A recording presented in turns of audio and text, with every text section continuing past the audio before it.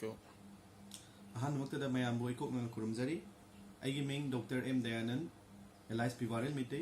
Managing director मेडिलन ambulance service Manipur अइना मयामदा अपील अमतंग तौजनिंगे हौजिक लेरिबा कोरोना वायरस की सिचुएशन सिदा मेडिलन एम्बुलेंस सर्विसेस ना कोई थेंगनरिबा खुदोंचादबा अवाबा मयामदा करिगुमतंग खंगनजगे हौजिक से अखोई ngarangdagi खंगहाउदना मणिपुरदा कोरोना वायरस की केस अमा लेरिना लाउथोरकपदगी पेशेंट अयाम्बा हॉस्पिटल लेरंबा पेशेंट अयाम्बा डिस्चार्ज तौनिंगबा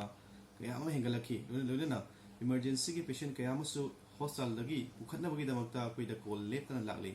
तौबदबो याम लाइबक थीबा थौदो अमा हाइ तारगदी मेडिलन एम्बुलेंस सर्विसेस लेरिबा EMT अखोइ इमरजेंसी मेडिकल टेक्नीशियन अमदि अखोइगी एम्बुलेंस से थौबिदिबा पाइलट सिंग असि लेकाइ लेकाइ दगी मखोइ इमुंग मनुंग यावना लेकाइ लेकाइ गी मियोइ कया अमना पेशेंट अखोइगी स्टाफसिने ऑफिस लानिंगलबसु करिगुमा नंग ऑफिस चटपा तारगदी नंग हलकपा यारोय हाइबना चिंगबा नत्रगना नंग युमदगी थोकपा यारोय हाइबना चिंगबा मया अमा लॉकडाउन ग मै लेना थमखिबदगी एम्बुलेंस सर्विस से अखोइ हुजिक लेपगी कंडीशन द लाए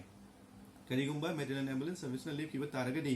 कनागुमा मियोय अमा अखोइगी एक्सीडेंट थोकपा हार्ट अटैक तौरकपा इमरजेंसी केस अमा लाकपा मतमदा अखोइ मयामदा सर्विस पीबा ngमोइदबी कंडीशन द लागले हौजिक मयामदा इन खंगनजनिंगबदी मयामना किनरिबा कोरोना वायरस असि पृथ्वी पुंबदा संदोलिबा वायरस अमनि तौबदबु हाइरिबा लमदम सिंग असिदा एसेंशियल सर्विसिंग कनामत लेपते अदबु अखोइ मणिपुरदा लेरिबा मयामना हेन कीबा हेमन किबा अमसुंग चेक्सिनबगी थौदोंगनि हाइदुना हाइरिबा एसेंशियल सर्विसिंग असि लेपखिबा तारगदी कोरोना वायरस ना सिबदगी हेना हाइरिबा अखोइगी अतोप अतोपा अनाबसिंग इमरजेंसी ओइबा केस मयामदा सिबगी मसिंग असि हेंगललोय हाइनिंगाइ लेते मदुमना मयामना इन अपील तौजनिंगबदी तसेंगना अखोइ मियोइबसि सर्विस अखोइ तौरगेना थोलबा ngaतनी मतेंग पांगजगेना थोलैबा मयामगी मतेंग पांगजगेना थोलैबा मियोइसिंग असिबो अखोइ चलहनबिदबा अखोइ लंबिदा थिंगबिबा देन लेकाइ लेकाइदा बन्ना चिंगबा तौबि अखोइगी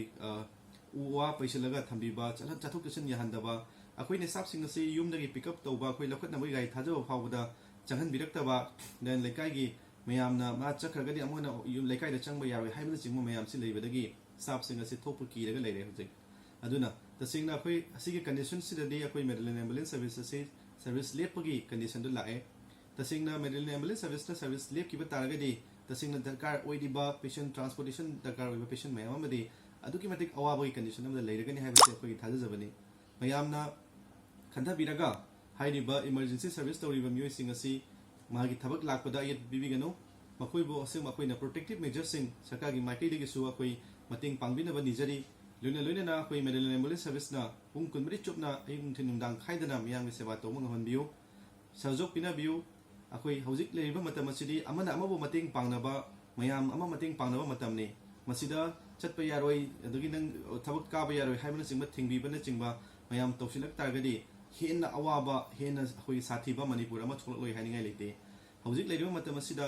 मियोइ लमदम खरददी अखोइ चाना थंगना फावबा अखोइ लंबी सोरोक थमगा अवाबा कयागी मतिंग पांगनबा मतमने अदो मणिपुरददी लाम लाइबक थीबगी मओंगदा मियोइ खरना युमदा आइगी युमदा चंगबिरकनु आइसु लाक्चरोय हाइबना चिंगबा यामना थमोइ पिकपगी मओंगदा मयाम अमा अखोइ इबा थेंगनजरे मसी महाकी सेक्शन थोरंग लखतपदि ओरंबा याइ बट कोरोना वायरस ना नारगा सिबदगिदी अखोइ ह्यूमन इंटरैक्शन मी अमना मी अमबु नुसिनादबगी चांगसिना हेना सिबगी चांगसि वाखलोय हाइनिंगाइ लेते मेडिलन एम्बुलेंस सर्विस की माइकैदगिसु मयामदा अमुना हन्ना अखोइ मयामदा अखोइ अपील तौजनिंगबदी एम्बुलेंस सिंग लाकपा लंबी सिंगदा अखोइगी उवा फैजलगा थंबिबा तौबिगनु युममै महौ लांगपोक युममै चाकपा एक्सीडेंट थोकपा हार्ट अटैक तौबना चिंगबा यामना सीरियस ओइबा कंडीशन कया अमदा तसिंगना इमरजेंसी सर्विस तौजरिबा मियोइसिंगदा हेन अपन ओहेल्ली मरमदुना अरोइबोइना हाइजनिंगबदी मेडिलन एम्बुलेंस सर्विस तौबा ngahonbiu मयामना मतेंग पांगबिu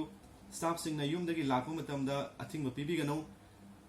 मयांगीदमकता कथोगा थबक तौजरिबा सर्विस असिबु मयामना सहयोग पिनाबिu नत्रगदी अखोइ मेडिलन एम्बुलेंस सर्विस ngasi नोमनिनि सिगी मनुंगदा अखोइ सर्विस लेपसेबगी फिल्मदा लाए मयाम पुनमक्तगी हाइरिबा सहयोग सिनिजरी पुनमना मतेंग पांगबिरकनि हाइबगी थाजबा थमजै थैंक यू।